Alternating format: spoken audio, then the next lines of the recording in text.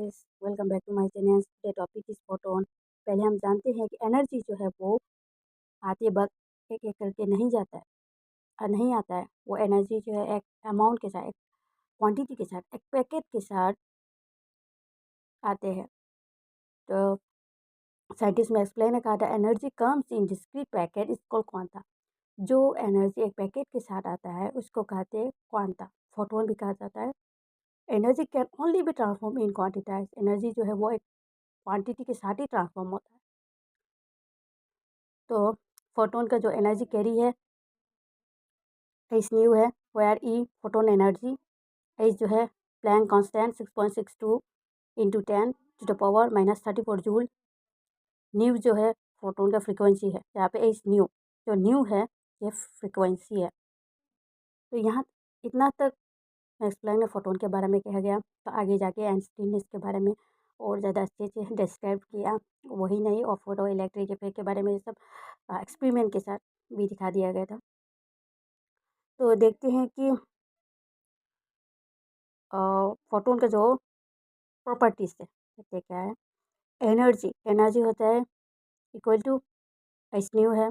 Interaction interaction के photon जब आते हैं तो किसी चीज़ में, मैटर में, कहीं एक जगह में जब टकराते हैं तब एनर्जी बाहर निकल कर काम करने लग जाता है। इंटरेक्शन मतलब किसी जगह में, जैसे कि सपोज यहाँ पे एक वॉल है, जब फोटोन आ जाते हैं एक वन पैकेट के साथ, जहाँ पे टकराते हैं वो इस वॉल में टकराते हैं। टकराने के बाद ही वो कहते हैं फोटोन जो है पैकेट जो है पैकेट से वो निकलता है, टूट जाता है, तो निकलता है और लाइट आ जाता है उस वॉल पे।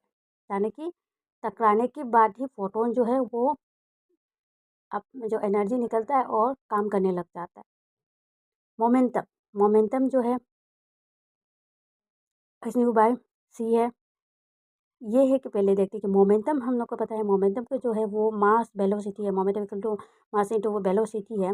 पर फोटोन में मास ही नहीं है, तो मास नहीं है तो फोटोन में मोमेंटम कैसे आया? मोमेंटम आने के एनर्जी की थ्योरी में है कि मास तो नहीं है, पर मास की जगह एनर्जी यूज करते हैं मोमेंटम निकालने के लिए। एनर्जी निकलता है, एनर्जी और वेलोसिटी रहता है। तो यहाँ पे फोटोन के लिए क्या होगा, मास न होने से भी ये तो एनर्जी यूज़ करके एनर्जी बाय अपन वेलोसिटी से मोमेंटम हो जाता है। इसलिए एनर्जी का तो होगा क्या, एच न्यू है और वेलोसिटी सी आ गया। तो और नेक्स्ट है इंटेंसिटी। इंटेंसिटी में क्या है, number of photon fall. Intensity intensity आपको पता है, जो कि जैसे कि कोई भी चीज़ में इंटेंसिटी बढ़ाना। सपोज एक बल्ब है, एक बल्ब है, इसमें इंटेंसिटी बढ़ाना मतलब इसमें पहले से 100 वाट था, बाद में आया उसको 200 वाट हो गया।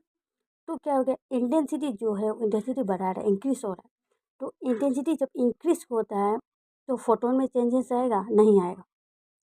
फोटोन में जो है, फोटोन में चाहे फोटोन का साइज नहीं बढ़ेगा, फोटोन जो है बड़ा नहीं होगा, या फिर फोटोन का पैकेट बड़ा नहीं होगा, ऐसा कुछ नहीं होता है। इंटेंसिटी से फोटोन में कुछ भी चेंजेस नहीं होता है।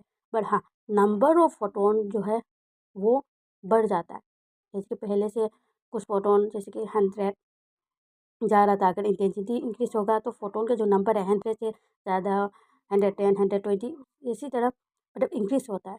बस फोटोन में चेंजेस नहीं है, नंबर ऑफ फोटोन जो फॉल होता है किसी मैटर में, वो ही उसी का जो नंबर है वो इंक्रीज हो जाता है।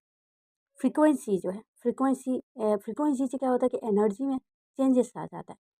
फ्रीक्वेंसी एक बात है, इंटेंसिटी में जो चेंजेस नहीं होता है वो फ्रीक्वेंसी में, एनर्जी के समय में एक बात जानिए, इंटेंसिटी में अगर चेंजेस नहीं है तो फ्रीक्वेंसी में वो चेंजेस ही हो जाता है।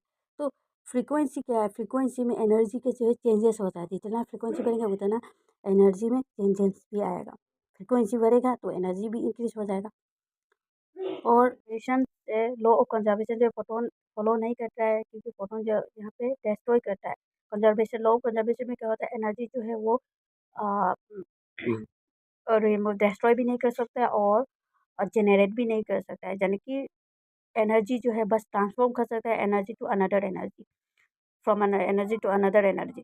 तो लॉ ऑफ कंजर्वेशन जो है वो फोटोन में फॉलो नहीं करता है, क्योंकि फोटोन जो है डिस्ट्रॉय होता है और क्रेशन भी होता है। क्रेशन कब होता है? यहाँ पे एक न्यूक्लियस है, उसके बारे में जो ऑर्बिट है, ऑर्बिट में इलेक्ट्रॉन जब, हाँ, बाहर से जब हाई एनर्जी देते हैं तो जो यहाँ का जो लो ऑर्बिट वाला इलेक्ट्रॉन जो है हाई ऑर्बिट पे चला जाता है, और अगर लो एनर्जी देगा तो हाई वाला जो है वो फिर पहले के जगह में लो ऑर्बिट में आ जाता है। जब एनर्जी हाई देगा तो हाई में चले जाता है, लो देगा तो लो वाला में आ जाता है। इसी तरह जो करने के बाद में इसको इमिट करने के बाद फोटोन में बदल जाता है। यानी कि फोटोन का जो क्रिएशन है कब होता है? जब इलेक्ट्रॉन ट्रांसफॉर्म होता है, यहाँ से यहाँ फिर से अपनी जगह पे आ जाना। इसी तरह जो इलेक्ट्रॉन का ट्रांसफॉर्म हो जाता है एनर्जी के हिसाब से, जब ट्रांसफॉर्म होता रहता है इसमें फोटोन का क्रिएशन हो जाता है। एक है कि कॉलिशन। कॉलिशन क्या होता है कि फोटो फोटो इलेक्ट्रिक इमिशन जो है, कहीं लाइट आता है, यहाँ से फिर फोटोन आ जाता है तो एक इमीटर में रुक जाता है।